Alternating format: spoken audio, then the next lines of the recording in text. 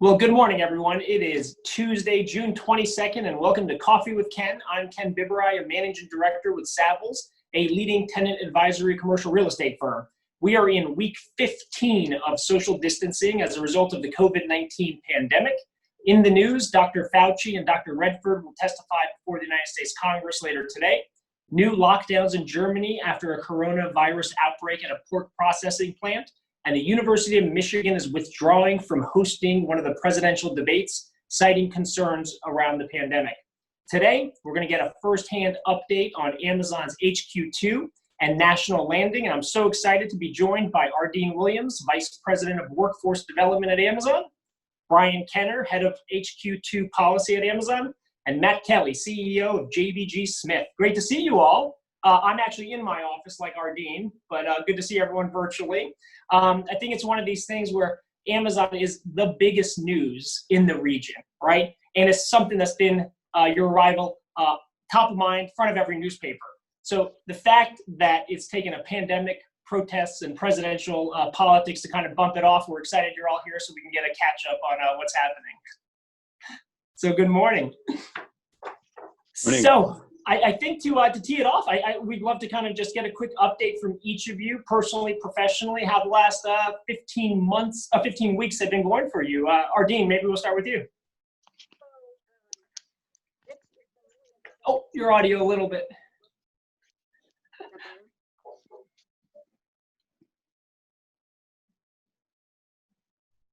Okay. Let's see it. A little bit. It's a little soft though. Okay, so I'll just speak up.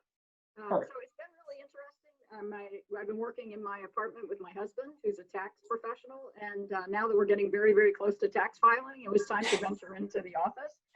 One, so that I could get broadband. I think the piece for me that's been really interesting is how important for me being in the office is, and I didn't realize it. I mean, a lot of my job is outside of the office, obviously working with people in the community, but just that kind of casual opportunity to touch base with folks, to connect, to do that informal update that now I have to actually work hard at.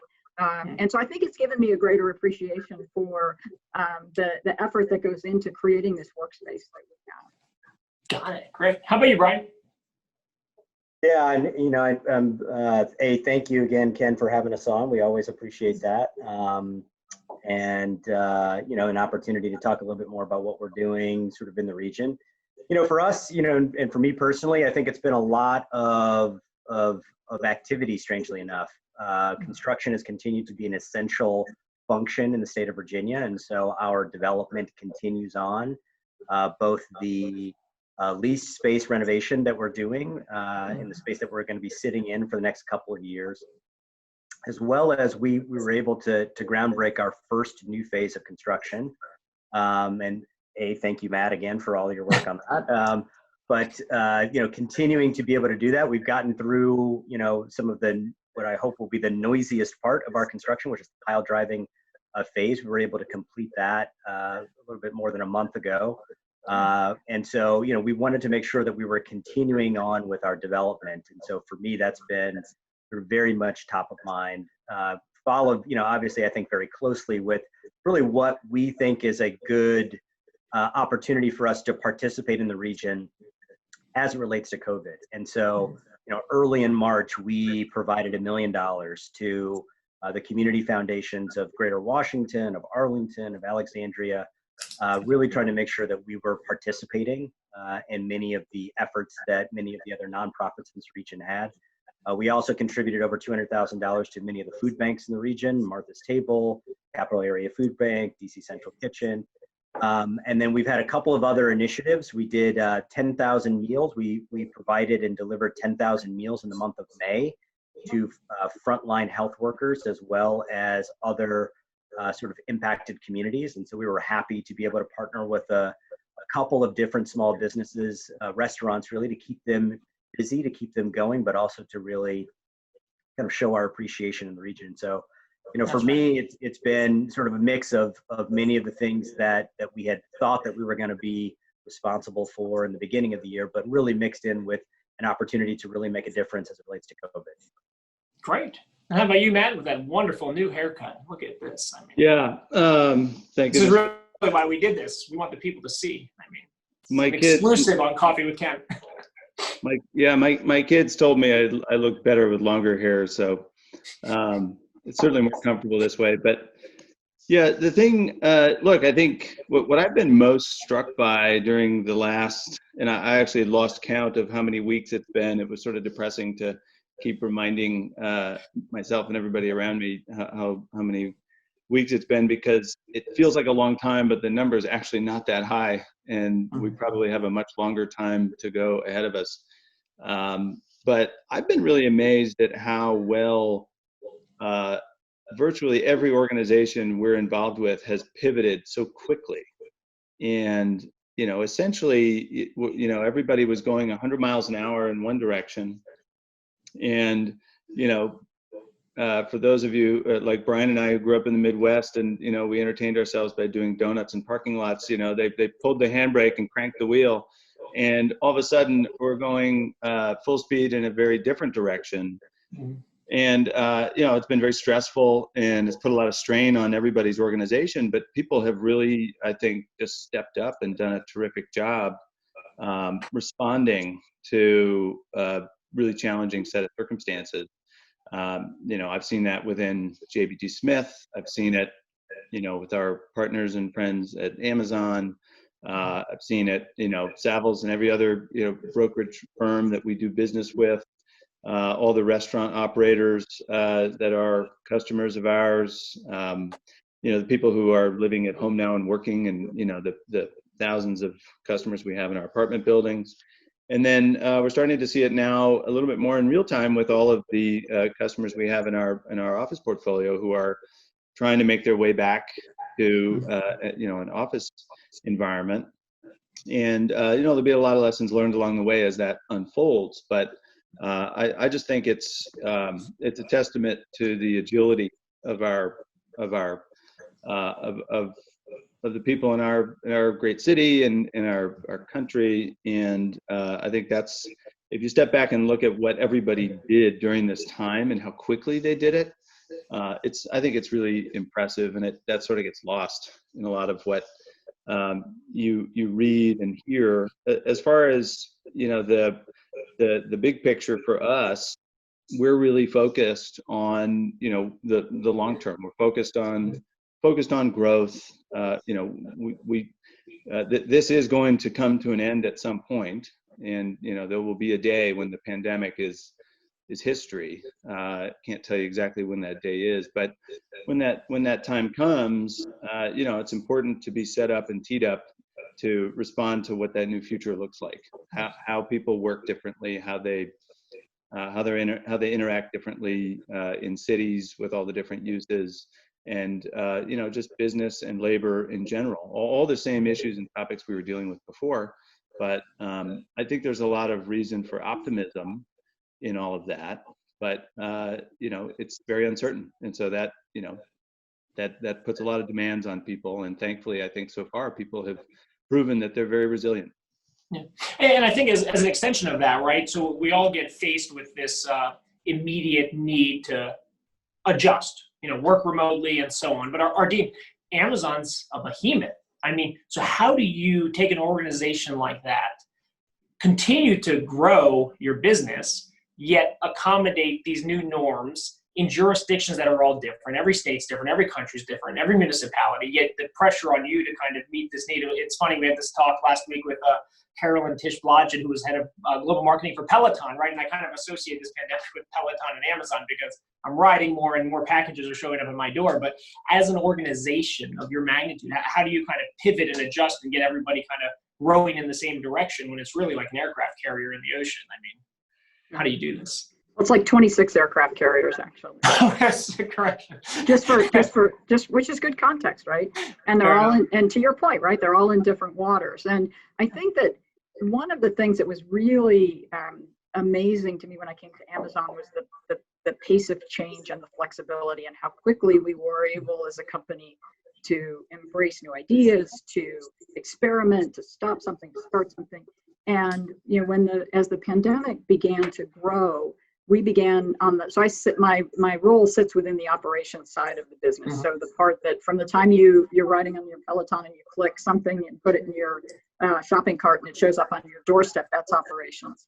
And as an HR organization, we began meeting twice a day, 7 days a week, really looking at what are the things that we needed to do to keep our employees safe and to ensure that we could continue to provide that essential service to people like my parents who are in their 80s and sheltering in place in Palm Springs, California.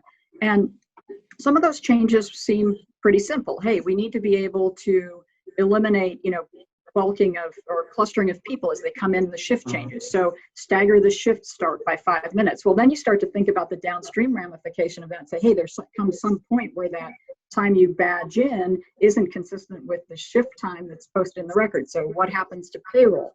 And so, I mean, that's a really kind of administrivia example, but it's one of those that says, wow, we really need to think through this. And so in the course of a very short period of time, we made more than 150 substantive changes to the way we work across our operations network with those two goals: keep employees safe, make sure that we're continuing to provide that essential service to customers, and then to your point, making sure we're compliant with local jurisdictional requirements, which changed hourly. I mean, so if you've got a repair crew sitting in, I mean, the example that, we were talking about earlier is you've got a repair crew that sits in Illinois and they need to go to Iowa to go repair something.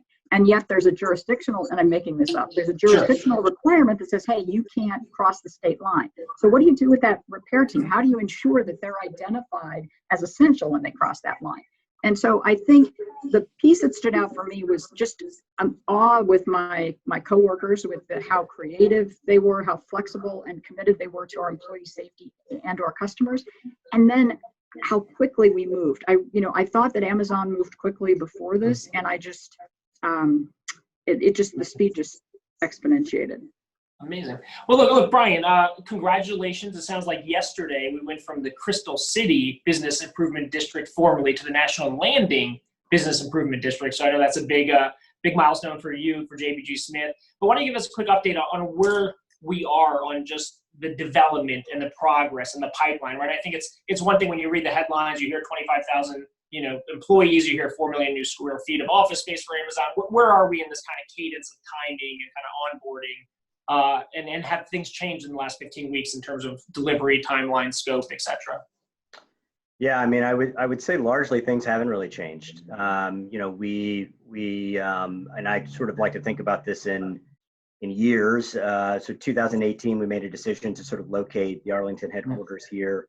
Sort of this time about last year, 2019, is when we started to really, move into our first lease space, to think about hiring and so forth. And so sort of in 2020, where we are today, we're sort of approaching our 1,000th employee in the lease space in Arlington. We've been very happy, obviously, with the caliber of candidates that we've been having, but more importantly, we know that it's important to really think about the diverse talent that's not only in this region, but really globally, that we can be able to attract to our campus. So we're happy with the hiring part of that. In line with the hiring part, obviously, comes the development footprint. As I mentioned, we were able to break ground on the first new construction phase earlier this year, which is Met Park. It's a little bit over 2 million square feet of space. So if anybody's over close to the Whole Foods or close to Pentagon City Mall, you will most likely see us in one way or another. Yeah. We are still working on the design part for the second new construction phase, which is Penn Place. Yeah. We anticipate sort of being a lot more public with those design plans and with the development approval process tail end of this year, first part of next year. Again, and if you think about this in terms of years, our first new construction phase at Met Park won't be available until 2023, 2024. So that's when we'll start moving into our new construction phase, with the second phase, the Penn Place phase, being available 18 to 24 months after that. But until then, until 2023, we're going to be in our leased space. We're just over about 300,000 square feet, I think, in our leased space in sort of in the Crystal City area. We're going to be we've got 3 buildings that we are in right now. We're going to be happy to open another building by the tail end of this calendar year. So we'll be in 4 buildings in that campus, and we've been working really well. JBG has a great showplace space in our existing campus that allows people to be able to see what the future plans, not only of our development, but also what the entire JBG development is going to be. So let's dive into that, right, Matt? I think what strikes me as being is somebody in real estate who lives in Northern Virginia. If you told me to point at everything in National Landing, it was hard to do. I mean, I physically appreciated being able to walk into the National Landing Marketing Center and to see how you timed out how long it would take to walk from Penn Place down to Crystal Drive. Talk about the magnitude of this, right? Like, you had plans to redevelop and brand this even before Amazon signed on, right? Like, you've made a firm commitment to this area.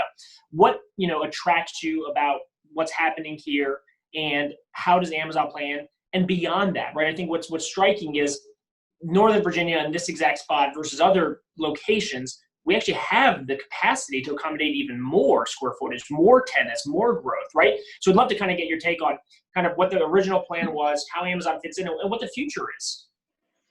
Yeah, I think probably one of the greatest assets we have is concentration, because when you think about great places, in particular great places that you're really trying to create and reposition and refashion in a short period of time, it's almost impossible to do that if you have lots of fragmented ownership. To convince one landlord, why don't you cut the deal with that retailer who has no credit and no money but a really cool concept, and we'll do the grocery store that pays all the rent. People don't do that in a fragmented ownership environment, and so having concentration of ownership allows you to really look at the whole picture, the big picture, and say, what this whole neighborhood needs is the following. It needs grocery stores, it needs movie theaters, it needs restaurants, it needs bars, it needs amenities, it needs more housing, lots more housing. And not just because there is a shortage of housing writ large, but because in order for it to feel like a balanced, vibrant, 18-hour environment, you need more than just office space. And there is a lot of housing there today, but there's not enough. And so a big part of our plan before Amazon even started the HQ2 search process was to address those very basic needs in terms of the repositioning of the neighborhood. And because we own and control almost 3/4 of all of the land and buildings in this submarket, we can really do a lot of those things without having to convince other landowners that they should sign up for this program and they should do it too. And so what's involved in a lot of that is it's primarily the production of new multifamily housing, upwards of 5,000 new apartment units in the coming years. But there's also a lot of room for new office space. Millions of square feet of new office space can be built in addition to the 4.1 million feet that Amazon is planning to build. And when you fast forward to what this place will look like when all is said and done, it will basically look very much the way that city planners envisioned it should look, which is with a lot more density, a lot more housing, a lot more office space to accommodate growth. And with all of that, improved park spaces, improved streetscapes, sidewalks, landscaping, hardscaping, another metro entrance, a much bigger VRE station that will accommodate an Amtrak stop, potentially an Acela stop in this location, pedestrian bridge to the airport.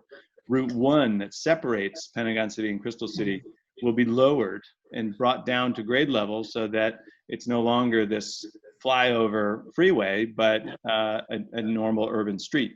When all of that is said and done, this will be a dramatically different place. It'll still retain a lot of its original character, but it will be updated and modernized. And I think we have Amazon to thank for a lot of that. We may be the ones planning it in large part, but the tax dollars that Amazon is going to pay are what are going to pay for a lot of those big infrastructure expenses, and that's very meaningful because that's the backbone that enables places like this to run and operate and thrive. So just to tease out for one more second, I think one of the residual benefits I'm most excited about is the potential impact on retail and streetscape, right? I think and Ardeen and Brian, love your feedback on this. I think Amazon's a little unique in the sense that, unlike some other tech companies, there isn't as much of a focus about keeping all your employees necessarily in the four walls of your office, right? There's not a huge cafeteria that they're so addicted to they can't walk out of, it's not something like that. It seems like you want to encourage your employees to get out in the community, right? And then that residual benefit will help kind of spark some innovation on the streetscape, right? So talk about that ecosystem. Like, what are you as Amazon trying to accomplish by pushing employees out? And Matt, how are you looking to meet that by kind of creating a dynamic, innovative ecosystem that maybe not as cookie cutter as might be expected with something of this scale and magnitude? So I think for compared to other tech, you're right. Rather than be out in the suburbs and with a berm and an enclosed campus, Amazon has really strived to knit our campus into the fabric of the community, and that street level retail is key. And curating local business into that retail is also important. And in order to help employees get out into the community, minimizing the amenities inside the building, things like food. We basically have catering support that will cover maybe 30% of the population of the building. And what that does is, as you said, Ken, it forces people out into the community. And not only does it help from the infusing dollars into the community and helping grow those smaller local businesses, it also means that employees are bumping off of people and interacting in the community and are part of that community rather than separate from it. And the campus that JBG Smith and the concept of National Landing already had a big part of this knit into the vision that they had for this 18-hour community. Yeah, and Ken, another thing that I think is instructional is that the HQ2 campus really has an opportunity to learn a lot from efforts that we have not only in Seattle but sort of globally. I know this has been something that our real estate folks, along with JBG, and I know Matt's been very sort of instrumental in this, is really thinking about what that retail will look like, such that it's not just daytime use, that it's got sort of it's an extended sort of lifetime to be able to be a real amenity, not just for the workers who go out and have lunch or need coffee, but for the people who are really going to be living in that community. And for us, we know that many of our employees will choose to live in Arlington or Alexandria, but they'll also choose to live in Fairfax and Washington, D.C. and Prince George's County and Prince William County and so forth. And so, we know that we're not going to be by far sort of the majority of the people that are going to be living around our campus. And so we want to provide opportunities for amenities for people who are going to be living there, no matter where they're going to be from. That's great. Nice. Yeah, I would just add, I think there's a tendency to look at, we call it placemaking, some might just call it amenities, but there's a tendency to look at the question of which retailers and where and what types of uses, and do you go with a credit chain or a local operator? And some of it is just a judgment call, but in the end, there are financial implications for every one of those choices. And quite often, the reason you don't see more of it is because it costs more to produce a better quality product. And then the question is, okay, well, how do I get paid for that additional investment? And this comes back to concentration and scale. Because we own so much of the neighborhood, we can make investments in some of the retail, and a little goes a long way. We can make investments and interventions in the retail that actually create a much better place that by themselves are not necessarily profitable investments, but because they're creating a better environment and a better place, we make it the kind of place that apartment renters want to come to and want to stay and are willing to pay a little bit more for. We make it the kind of place that businesses, office tenants want to come to and want to stay in and are willing to pay more rent for, because it offers more for them. And in those other uses, in that indirect way, we're able to recoup that investment. You could go with all highest rent paying. If you went with only the tenants that paid the most rent, you would not end up with the kind of place you really want. And so that what that means is there will be a lot of local operators, there will be a lot of first-time chefs, there will be a lot of restaurant bar concepts that are maybe unproven, maybe that no one's ever heard of, but that we've done a lot of research and digging and have identified as this is a great bet and this is really going to make the place. They're not going to pay the highest rent, and they may cost a little more to build out, but the return on that investment is the overall value of the entirety of the place. And because you have concentrated ownership, you have a means of recouping that investment, and so you're more willing and likely to do it. Yeah. I think one of the, just to make a quick pivot over back to workforce, I think one of the things that ultimately drove you to want to be here from Amazon's perspective is the workforce, the talent that's here, right? But when we're talking about you're onboarding your 1,000th person and we're aiming at 25,000, in fact, we're thinking about the education of a workforce conceivably that's my son's age, 7 years old, over the next decade might be able to have an internship at Amazon, right? So one of the things that we've teased out over these coffee talks, we had John King, former Secretary of Education, CEO of the Education Trust, come on, and we just talked about the fact that there may be young people who haven't been in a class or received any education since February this fall, if schools come back. The inequity of the fact that broadband and technology and access to even just basic things is going to inhibit and slow down and create an even greater divide in vulnerable communities. So I'd love to kind of tease out, maybe Ardeen, to you, how do you kind of recruit and invest in the capacity for a future pipeline of workforce in this region? And maybe Brian, what's going on locally to support schools and education and ensure that we're kind of closing this inequity gap?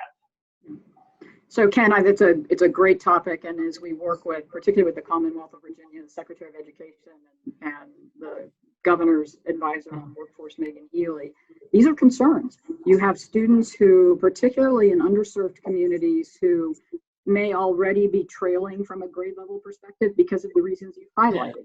You know, having a device at home, having broadband on the rooftop, having broadband that's actually, is faster than dial-up, and all of that friction in the system was already contributing. And then when you take students out of the classroom for, from say March onwards, and then the question about, are there going to be summer programs? And in many cases, the summer programs are critical to retention of grade level capability. And now, we're looking at cases spiking back up and saying, okay, our class is going to restart in the fall. And there's some creative things going on in the Commonwealth, creating hotspots in community college parking lots where students can go, but they still need to have devices.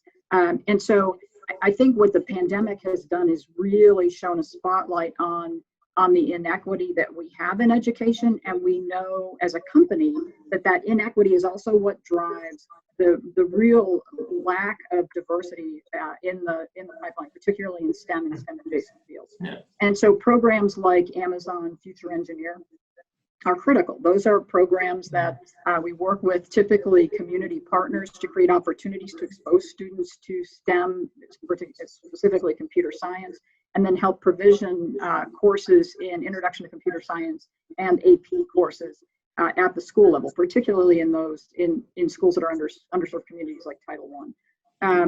Now, what the pandemic has done is made this even, from my perspective, I think more challenging, because I think the question is, how do we, absent that infrastructure, how do we work hard to ensure that students don't fall further behind, and that we start to push, so we continue to push on things like broadband access, and ensuring that this is considered a utility and something foundational to ensuring we've got a competitive workforce here in this country.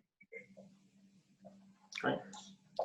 Yeah, and Ken, obviously that kind of inequity has kind of real tangible impact, and we felt that starting in March and April in this region. We got reached out to by Arlington Public Schools, who frankly has a fairly, and I don't know if there's any Arlington parents on the call, but who seem to have actually a fairly robust strategy that was already in place around providing devices for many of their students.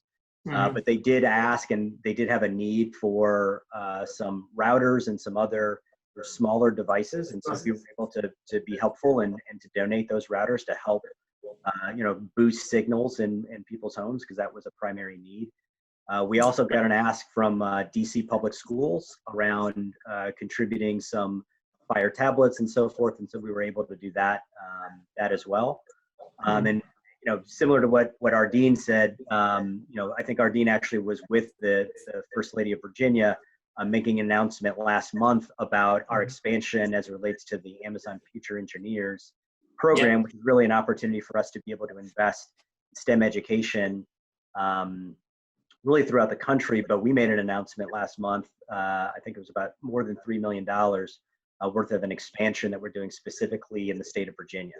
And so we obviously recognize that this is something that we need to be making investments in, and we were, I think frankly happy to be able to do it because it really fits along with this sort of spectrum of workforce engagement that we think that we're on here. Yeah. I want to remind the audience we have a Q&A function. I think you can just click on and submit some questions. We'll try to get to them. But yeah, I think it goes back to what Matt was saying originally, right? This is just accelerated things, right? So this inequity, if we don't address it, is just going to kind of continue to accelerate. Let's talk real quick about economic development. I think traditionally, even like a year ago or 3 months ago, the focus was on that community, the ecosystem, attracting big corporates like an Amazon and talent. If we're working remotely now, and we're learning remotely now, and we're ordering packages remotely, how is that going to impact future efforts for economic development, right, Brian? You have an economic development background, right? Like, how much is geography even going to matter, right? And then, Matt, how do you think about it as someone who's kind of mandated with, like, actually developing projects and attracting companies? And I know you and your team have, been traveling to the West Coast, highlighting all the, benefits of having companies located here. How is this kind of potential trend that may have been 10 years away accelerated so quickly during the pandemic impacted some of your planning and vision for how do you kind of do economic development, place make, and recruit companies and build ecosystems? I mean, how much of the geography is now going to change? If anybody knew the answer to that question, they'd be very rich, Ken. So let me start with that. I don't think anybody has we're still all completely at the beginning stages of all of this, and so it's difficult to say. What I think we have seen though is the impacts, right? The impacts, especially on small businesses, have been devastating. And we're seeing lots of jurisdictions develop their own funds to try to supplement that. But the truth of it is that the way that we're going to try to get back is by getting back to some sort of normal operations. Mm-hmm. We've decided as a company to make some investments around testing, just to make sure that we are, that we are contributing some thought leadership around ways to expand sort of testing capacity, and we're starting to do some of those things in our fulfillment centers.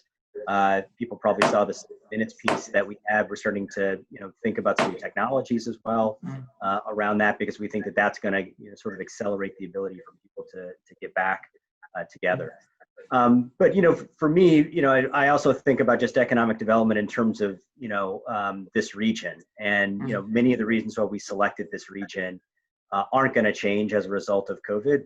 Workforce, transit, educational system, the efforts around housing, and the ways that I think that we have always thought about that, and even the ways that we're taking many of our incentives, quote unquote, are in sort of broad community-based benefits that are going to be impactful. And on the transit side, as an example, Matt mentioned the pedestrian bridge, but we'd like to think that some of the transportation investments that have happened since then, since our announcement, have really, we hopefully have catalyzed that. You've seen Governor Hogan and Governor Northam talk about the American Legion Bridge. You've seen Virginia make a really strong investment in the Long Bridge. Those are things that aren't just going to help Amazon, they're really going to help the region in terms of moving around. You've seen the University of Maryland and Virginia Tech, George Mason University, all make investments. Again, things that aren't just going to benefit us, but are going to benefit really everybody in this region long term.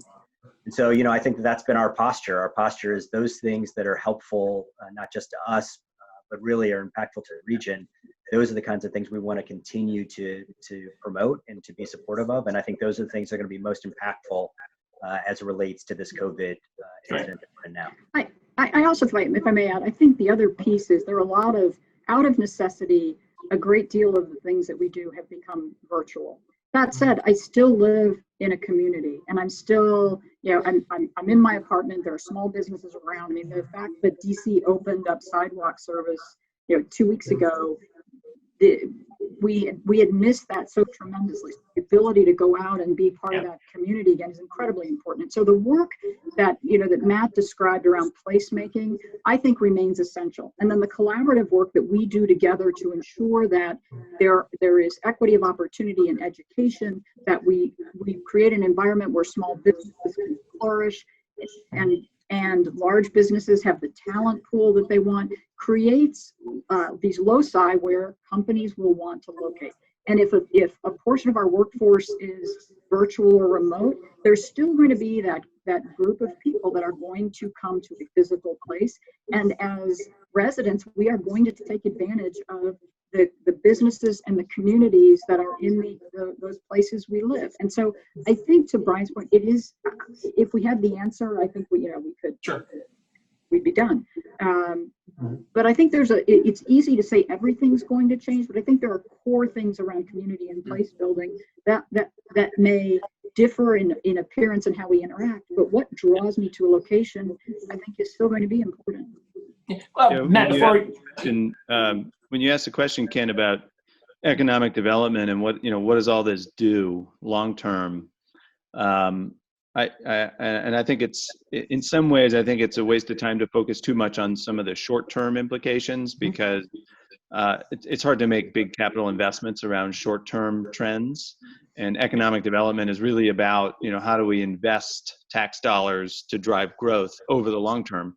And when you think about that, I actually think the consequence of the pandemic, on the one hand, there's a headwind in the form of increased leverage. Deficit spending is growing. The state and local budgets are going to be hurt. That's bad. Companies are taking on more debt to survive. That's bad. Federal government's taking on more debt to survive. That's not good. So there are some headwinds out there. But when you think about, let's take our metro area for a second, the impact of accelerating a trend towards increased telework. I actually think that is a net tailwind, because while it might be a bit of a headwind on office growth, for example, as an employer, pre-COVID, the only thing we talked about was how hard it was to find talent. It was hard to find enough workers for all the jobs that needed doing, whether it was educated workers, knowledge workers, whether it was drivers, whether it was servers in restaurants. I mean, there weren't enough people to do all the jobs that we needed done. Obviously, that's changed. But when you think about the impediments to that, some of it in our city, and this is even more acute in places like San Francisco, New York, and Seattle, housing cost and commuting times, quality of life. And telework, I think, long-term will do to megacities what the automobile did for cities. The automobile enabled cities to become megacities. And I think telework will enable megacities to become even bigger megacities. And if you think about the built environment, we have hundreds of millions of square feet of office space built in the Washington metro area. If every one of those square feet is now able to accommodate maybe 5, 10, 15% more workers, they're not all going to live in another region entirely. Many of them will live in our super region. They may just live farther away. That's a good thing. It helps people connect with jobs, helps employers connect with people. Those people will, at some point during the week or the month, spend time in the city. They will patronize local retail. They will invest their dollars, spend their dollars, pay taxes. All of that should enable our city, which has been a low growth city for the last decade, to grow a little faster. It's a little bit like adding 10% to the capacity of every building in the city, if you take 10% as an example of how much teleworking might increase your workforce. And then assuming that all of those people are now patrons of local businesses, the local economy, that's a good thing. That will help us grow better and faster, and it will make labor more mobile. And we know economies do better with labor mobility. So Ardeen, do you think, like, looking to the future, as you think about your physical office footprint, I mean, companies like Amazon are voracious consumers of prime urban office space and retail. Do you think it changes some of your thinking in the future about just expansion and growth of physical office space and how important that is even from the recruitment retention standpoint? So real estate isn't my No, just, field of expertise. So I'm going to leave it to Mr. Kenner and Mr. Kelly. I think that that physical working space continues to be important for Amazon. The ability for teams to collaborate, to touch base, to interact remains important. I think that the question mark isn't so much will we have real estate. I think Matt did a very nice job talking about that. I think the question is how will we configure that space? And is it, do you end up with the ability to serve a larger number of employees through that office space? And then what's the knock-on effect? If you're going to serve that many more people, and we're still in constraints from the pandemic, and let's say that's 3 years, maybe it's, who knows, maybe it's less than that, but then you need to start thinking about, okay, what's the scheduling? How do you bring people into the office? How do you make sure that the right teams are together? And so thinking about how you operationalize it, I think, is the bigger question than will we still want to have space. I think we will continue to want to have places that are conducive to collaboration and group work, that are in those urban environments that are attractive to employees. Mm-hmm. Yeah. Just really short. I think Ardeen actually answered it, because I think real estate is the effect, not the cause. The cause is the ability to be able to work productively and collaboratively. And just small anecdote, Ardeen and I were on the phone yesterday about a different topic, and we lamented the fact that we can't really informally get together anymore. We can't run into each other in the hallway, and that is sometimes where some of the best ideas come from. And I think that's one of the casualties of virtual work, is that it's harder to do that. And I think that will that still kind of ability to be together, I think, is still something that many companies, and I think including Amazon, want to continue to have.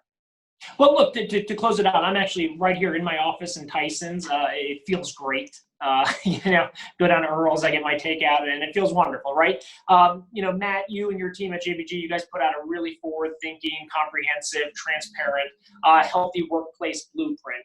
I'd love to hear from all of you. Well, what are your kind of thoughts about returning to the office? Obviously, it's a little different for you, Matt, as a landlord, but a couple minutes if you could just tell us how you and your team are thinking about it. And Ardeen, I think you're in the office, but let's close it up with what this next phase of getting back to the office looks like for you. Matt, maybe you go first. Sure. So you're right. We have two perspectives on this. One is our own internal perspective in our corporate office, and then the other is all of our customers returning. And all of our buildings have remained open through this. We have had folks occupying those buildings, although much smaller percentage than typical, understandably. The Healthy Workplace Blueprint is really about what to expect when you come back, and how things will function and operate, whether it be the lobbies or the elevators or the stairwells, the parking garages, any number of different things. And we're basically enabling all of the buildings to accommodate social distance, but also still function. When it comes to our own office, I think at the moment, a lot of our corporate team are going to continue to work from home, and it's largely driven by children. It's driven by the fact that summer camps are closed and people really can't leave their house. And so that is likely to be the case until the fall. And I do expect most schools will reopen physically, but I believe all schools are going to be very much prepared for some kind of a hybrid model. Maybe they open and then have to close, when there's an outbreak, who knows. And so I think the fall is also going to be a mix of working in the office, working from home. I think, at the moment when everybody's working from home, there's no FOMO. Nobody's looking at the group that's in the office thinking, gosh, I wish I was there for that 10-minute catch up after the meeting All my ended. colleagues are. Here I am with Matt, Ardeen, Right. and Brian. Rita, they're all missing out, man. Yeah, they're all missing out. So I think that will become a very powerful, magnet for people to want to come back. And until then, I think that what we're seeing in our own workforce is the people that really want to go back right now. If you've already had COVID, you probably feel maybe you're invincible.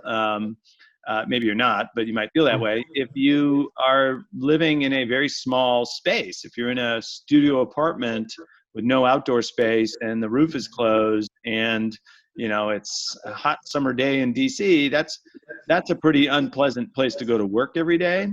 And you might just want to get out of your bedroom and go to a professional space. So we have a number of those folks, and so we're basically doing a soft opening of our office over the course of the summer to test it out, see how it goes, accommodate the people who really do want to come in, and then we'll revisit in the fall depending on what's going on with schools. Sure.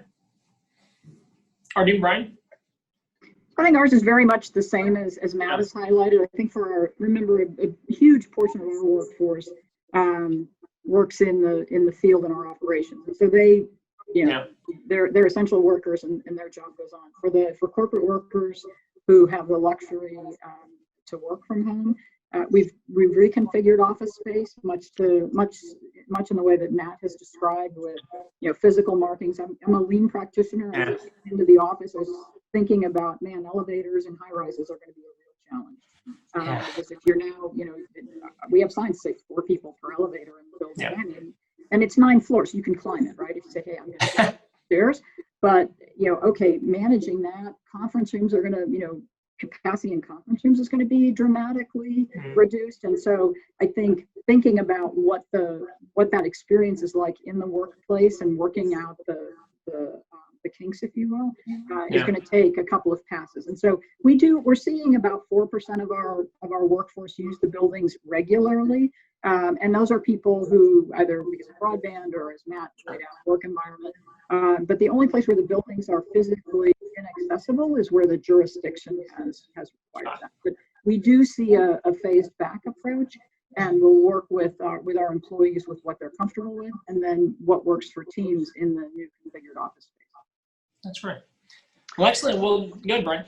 Close this out. Just to underscore something, again, more of an anecdote, but I've got a team of folks that work with me, and all of them have young kids, and 2 of them are in 2 different school districts. And for me, it really underscores the regional approach that is necessary for return to office. That return to office can only occur when schools are back. And if Prince George's County has a different school return policy than Fairfax County, it's going to make it difficult for workers to come back in this region.